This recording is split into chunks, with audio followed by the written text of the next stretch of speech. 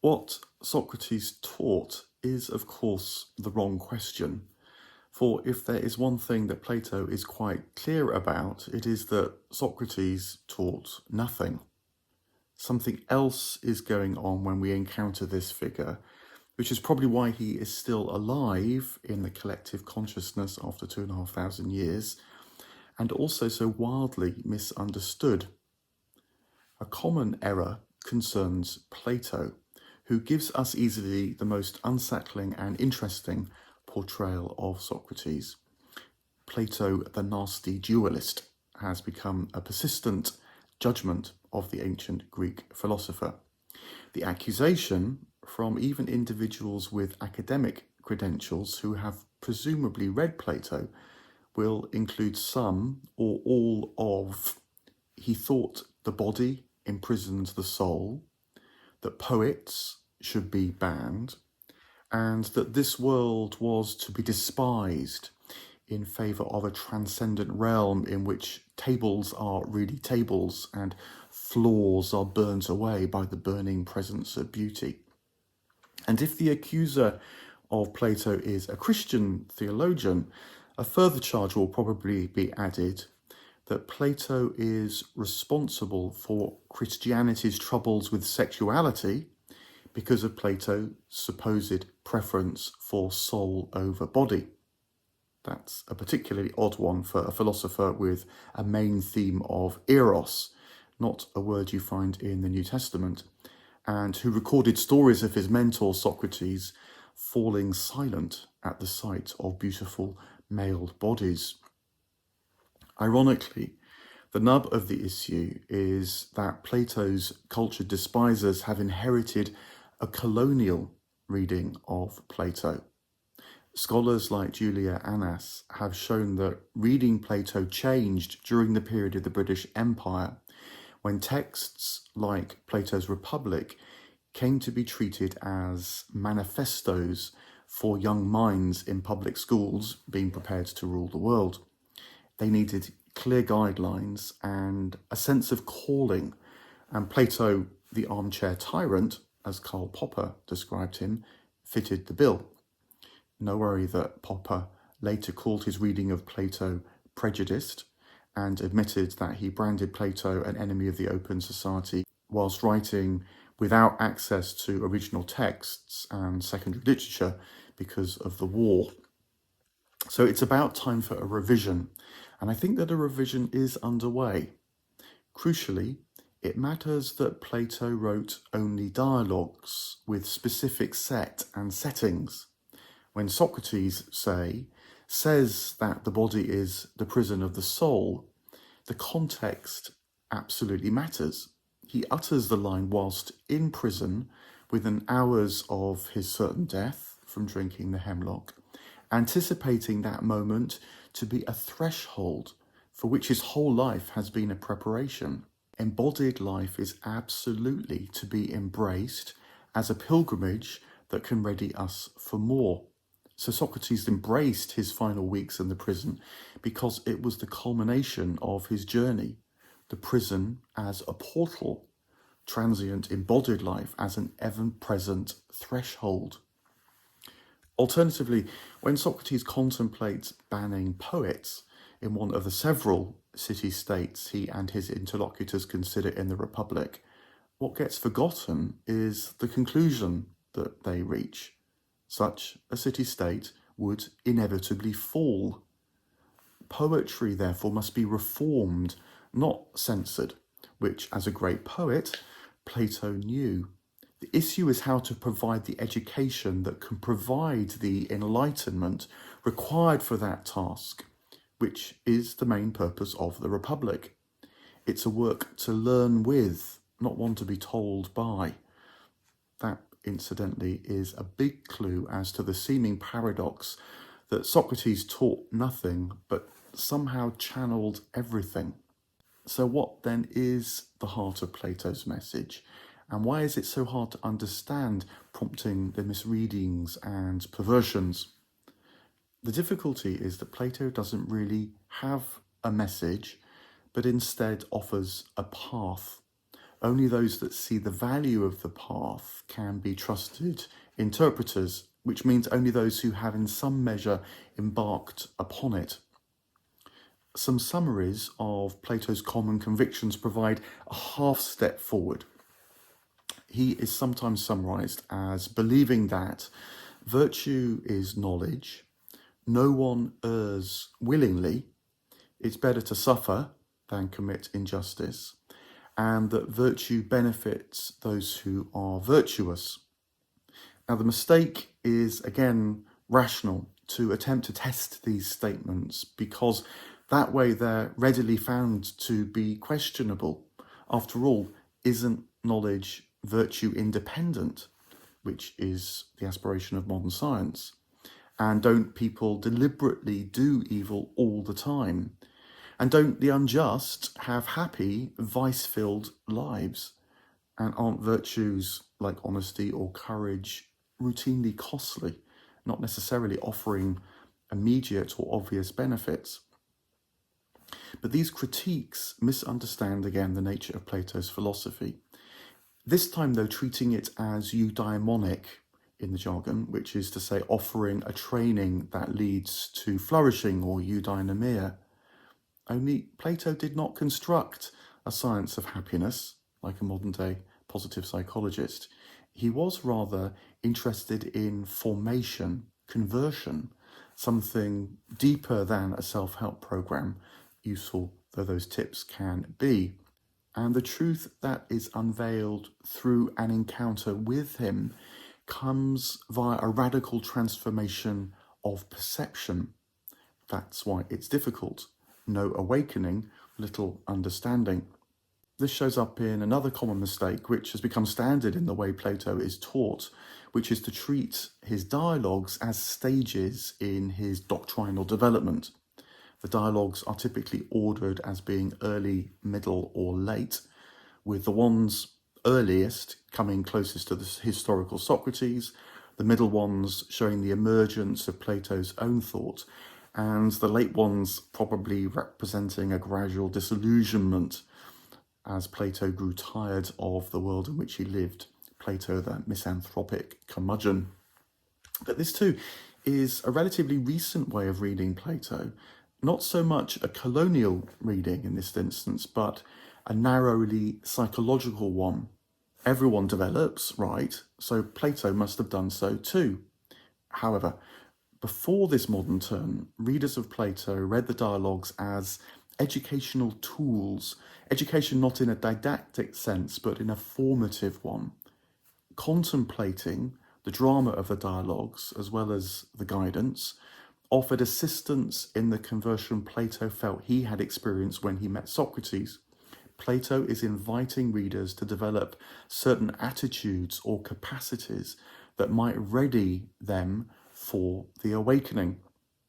Roughly speaking, the aporetic dialogues, the ones that end in radical uncertainty, offer a preparation in the form of an undoing, a letting go, a capacity for negative capability, a felt sense of doubt or poverty or emptiness. In spite of the richness of life, and even when it's seemingly going well, there is a whole set of unknowns right at the heart of it. Encountering that seeming void is key to re-establishing a different orientation in life, a Socratic one, with an unexpected sense of meaning and purpose. Then next, into that space, prepared by the aporetic dialogues, come the visionary ones, like the Republic. They speak to it. They offer insights that help establish and develop the awakening. To put it another way, to encounter Socrates in Plato is not to meet a figure with doctrines or theories to impart, let alone to try and see the historical figure through the literary way that Plato presents Socrates to us, but rather it's to know Socrates as a quality of presence, a potential, an invitation that causes us to reflect. Socrates exposes mistaken beliefs about the self in Plato's dialogues, often in unsettling ways, through which comes the possibility of truer perceptions. They might thereby emerge. Realizations such as virtue is knowledge, therefore, only come from that direct awareness, not via proof or argument. So what is that direct awareness? It has to do with virtue, though not virtue as habits of character or personality, which was again Aristotle's mistaken understanding of his teacher Plato. Neither is it virtue as practices that secure happiness, like practicing being grateful or opening up to love.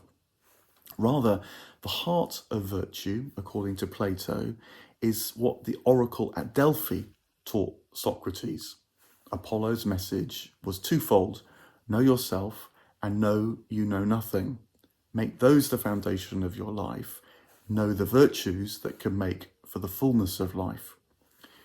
I'm indebted here to the scholar Sarah Abel-Rapp, who has clearly stated that Socrates stands for a mode of being, thereby imparting a taste for it, stirring a love of it. Socrates can't give that presence, but only because actually it's already within you.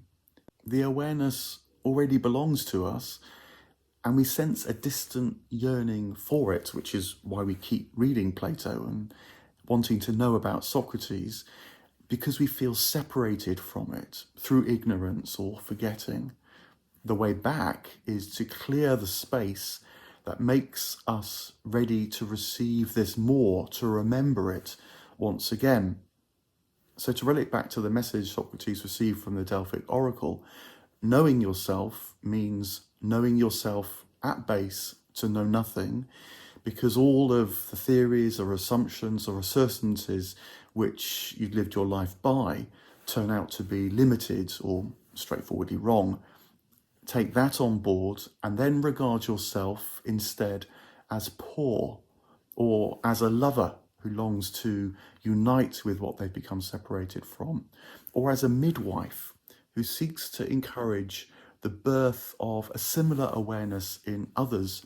Because for Socrates, to care for yourself actually means caring for others. The reason for this altruism is not ethical, but is because if you realize that you possess nothing, you can also realize that you have a share in everything when that sharing is mutual and collective.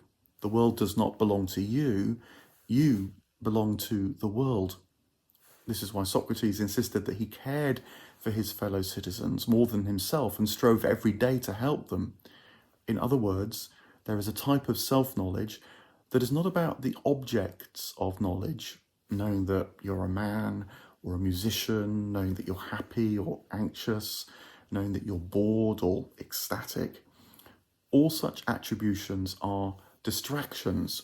Rather, self-knowledge is about identifying with the presence of awareness itself, through which objects of knowledge come and go. That presence is not your own, though it thoroughly informs you.